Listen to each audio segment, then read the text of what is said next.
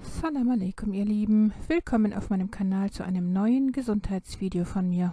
Zucker, Junkfood und verarbeitete Kohlenhydrate sind die Hauptursachen für Krankheiten und Todesfälle im menschlichen Körper. Wenn wir Zucker und stärkehaltige Lebensmittel essen, baut unser Körper sie ab und wandelt sie in Blutzucker um, Glucose genannt. Beispiele für Kohlenhydrate wären Lebensmittel wie Kartoffeln, Kekse, Fruchtsäfte, Süßigkeiten oder Brot.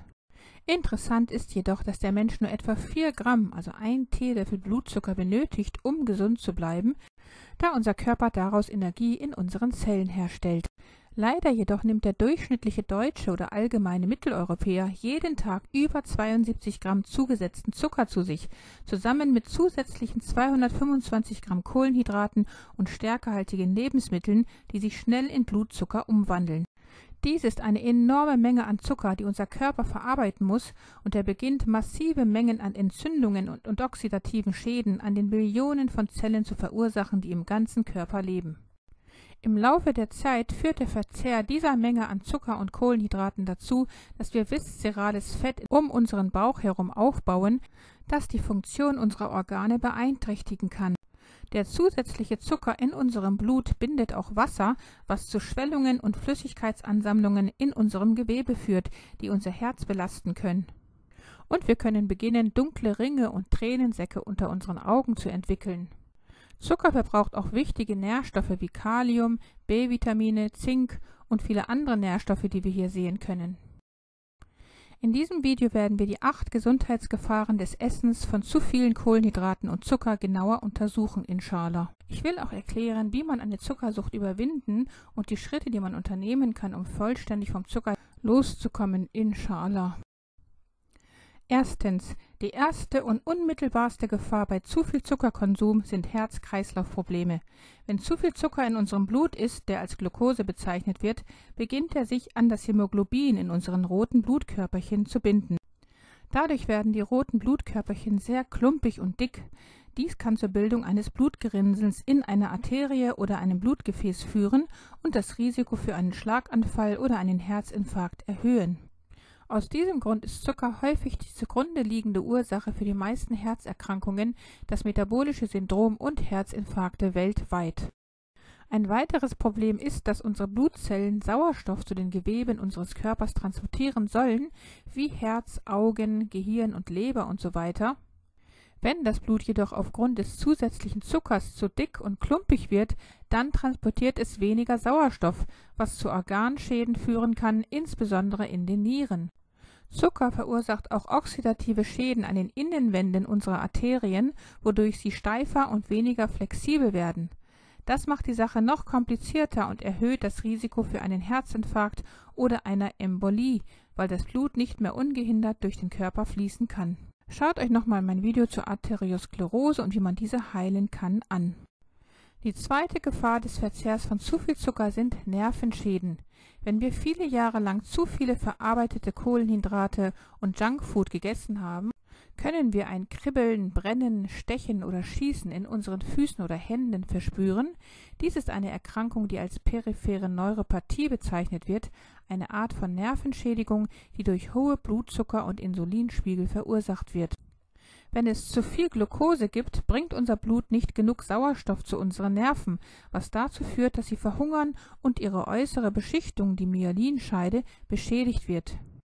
Wir sehen also, Nerven sind wie kleine elektrische Leitungen. Sie beginnen ohne ihre Beschichtung auszusetzen. Dies sendet seltsame Signale über unser Nervensystem an unser Gehirn und verursacht Nervenschmerzen, Kribbeln und Taubheit. Über einen längeren Zeitraum werden die Nerven und das sie umgebende Gewebe völlig sauerstoffarm und beginnen abzusterben. Dies wird als Nekrose bezeichnet, weshalb Diabetiker ein hohes Risiko haben, beispielsweise einen Zeh oder einen Fuß zu verlieren. Trotzdem muss man kein Diabetiker sein, um Nervenschäden zu haben.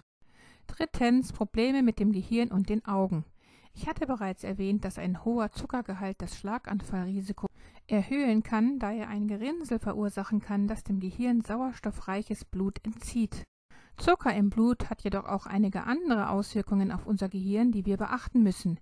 Wenn sich beispielsweise Zucker an unsere roten Blutkörperchen bindet, kann dies zu Amyloid-Plaques in unserem Gehirn führen. Dies geschieht sehr langsam über Jahrzehnte und verursacht schließlich die Alzheimer-Krankheit, Demenz und andere kognitive Probleme, da die Plaques unsere Neuronen daran hindern, richtig zu kommunizieren. Diese klebrigen Proteine können auch die mit unserem Auge verbundenen Nerven wie die Netzhaut schädigen, wodurch wir unser Augenlicht verlieren und verschwommenes Sehen und Retinopathie entwickeln können. Zucker schädigt die Blutgefäße in den Augen, da er Vitamin C verbraucht. Er erhöht auch massiv das Risiko mit zunehmendem Alter an Glaukom, grauem Star, trockenen Augen und Makuladegeneration zu erkranken.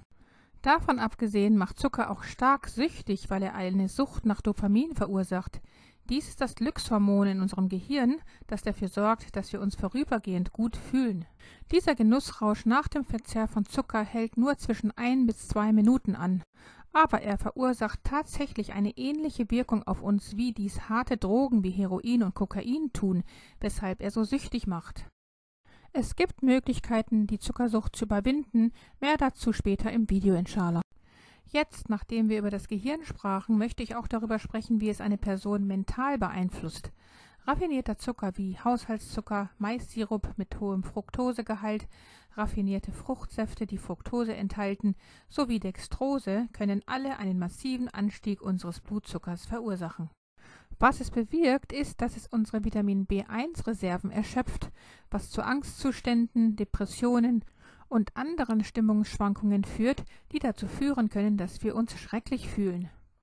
Wir werden dagegen feststellen, dass wir, wenn wir den Zucker für ein paar Tage weglassen, uns besser konzentrieren können und feststellen, dass unsere Stimmung stabiler ist. Dies liegt daran, dass sich unser Blutzucker auszugleichen beginnt, wodurch unser Gehirn mehr Kraftstoff und Energie in den Neuronen und Synapsen annimmt.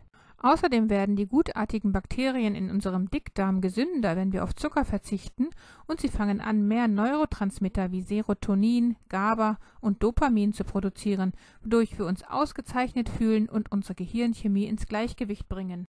Wenn wir also jemanden kennen, der unter psychischen Gesundheitsproblemen leidet, sollten wir beginnen, die Art der Lebensmittel zu beachten, die er isst. Wir werden normalerweise feststellen, dass die Person zu viel Mehl, Zucker, Kohlenhydrate isst oder Sodagetränke konsumiert. 5. Gewichtszunahme und Verdauungsprobleme. Wie ich bereits erwähnt hatte, sollte das Blut immer nur etwa 1 Teelöffel Zucker, also 4 Gramm, enthalten. Der Körper reguliert dieses Niveau ständig. Er setzt Hormone namens Insulin und Glucagon aus dem Pankreas, also der Bauchspeicheldrüse, frei, um den Blutzucker stabil und unter Kontrolle zu halten. Wenn wir Zucker oder Kohlenhydrate zu uns nehmen, die sich in Blutzucker verwandeln, verwendet der Körper das Hormon Insulin, um diesen Zucker aus dem Blut zu entfernen und beginnt ihn in Fett umzuwandeln, weil die Zellen mit Zucker schon übersättigt sind. Dies kann zu einer Ansammlung von Fett in der Leber führen und wenn dort kein Platz mehr ist, breitet es sich auf die Bauchregion und die Zwischenräume zwischen den Organen aus. Dies kann gefährlich sein, da es den Blutdruck erhöht und die normale Funktion der Organe behindert. Wenn wir also abnehmen möchten, müssen wir die Kohlenhydrate stark einschränken und sie gegen gesunde Fette und Proteine austauschen. Ich empfehle Weideeier, Avocados, natives Olivenöl extra, Ghee und grasgefüttertes Rindfleisch oder Innereien von Weidetieren. Der Verzehr hochwertiger Proteine, Fette und Blattgemüse liefert alle Nährstoffe, die unser Körper benötigt. Der Körper kann sogar damit beginnen, seinen eigenen Zucker aus Proteinen oder Fett in einem Prozess namens Gluconeogenese herzustellen, sodass wir nicht ständig Zucker essen müssen, um unser Energieniveau aufrechtzuerhalten. Um mich zu wiederholen, sollten wir noch verinnerlichen, dass der Verzehr von zuckerhaltigen Lebensmitteln, Getreide, Stärke, Fructose und Füllstoffen die freundlichen Mikroben schädigen kann, die in unserem Darm leben.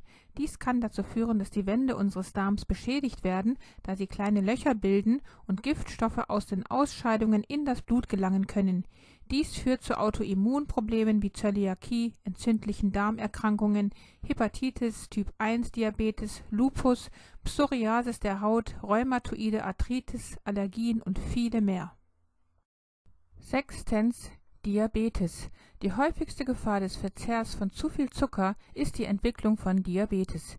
Wir müssen verstehen, dass, wenn wir unseren Körper täglich ständig mit zuckerhaltigen Lebensmitteln bombardieren, unsere Zellen diesen ganzen Brennstoff schließlich nicht mehr aufnehmen können, sodass sie anfangen, eine Mauer gegen Insulin zu errichten. Das ist das Hormon, das Zucker in unsere Zellen transportiert. Dieses ständige Bombardement verursacht einen Zustand namens Insulinresistenz, der schließlich zu Prädiabetes und dann zu Typ-2-Diabetes führt.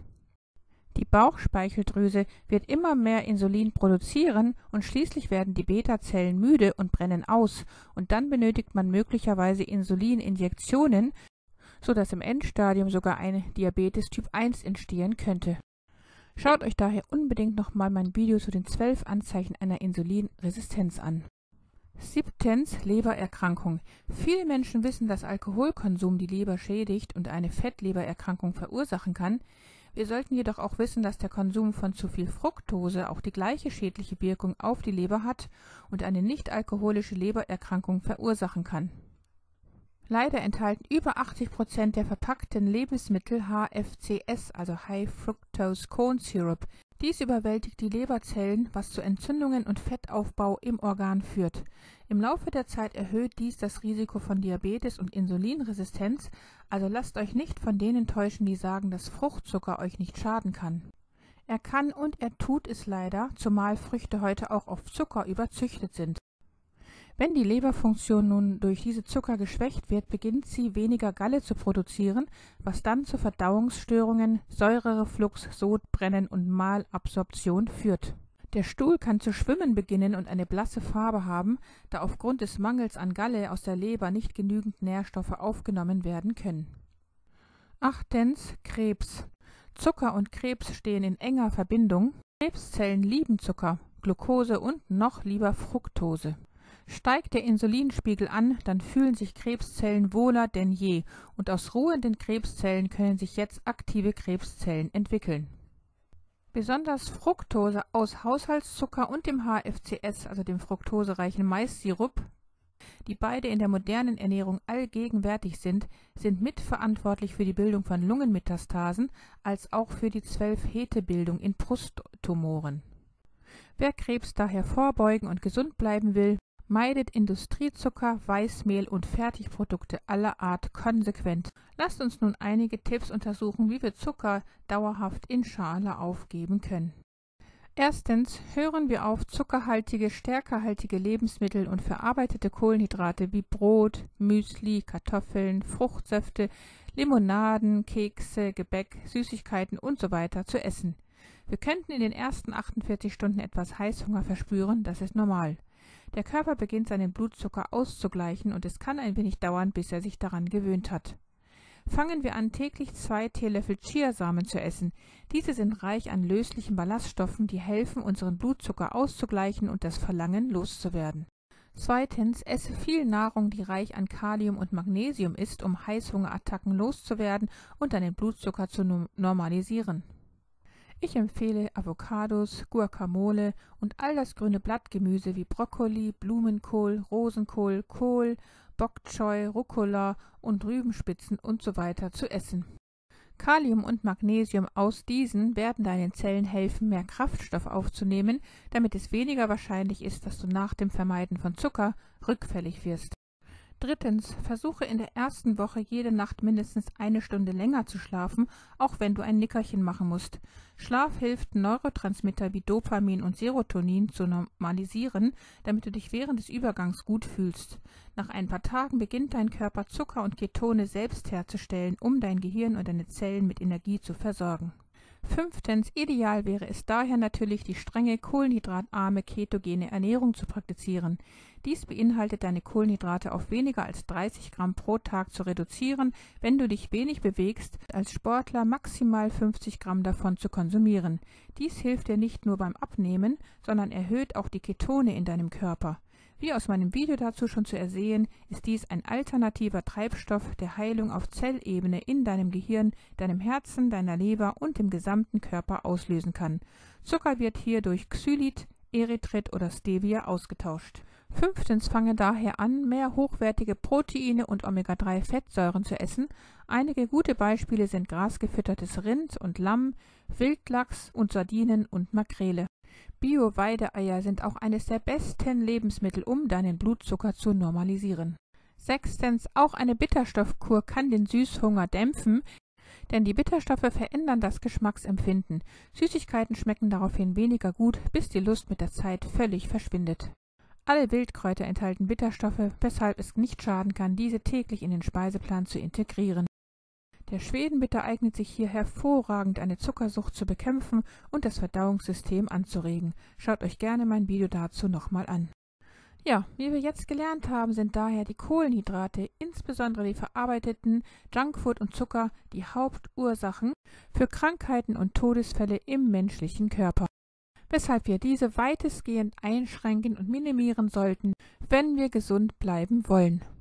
Wohingegen der Körper auf eine protein- und fettreiche Ernährung von hoher Qualität angewiesen ist. Wenn euch das Video von Nutzen war, dann gebt mir gerne einen Daumen nach oben und teilt dieses Video mit euren Freunden und Bekannten. Vergesst auch nicht, das Glockensymbol zu betätigen, damit ihr kein Video in der Zukunft von mir verpasst. Liebste Grüße, Salam Aleikum, eure Mariam.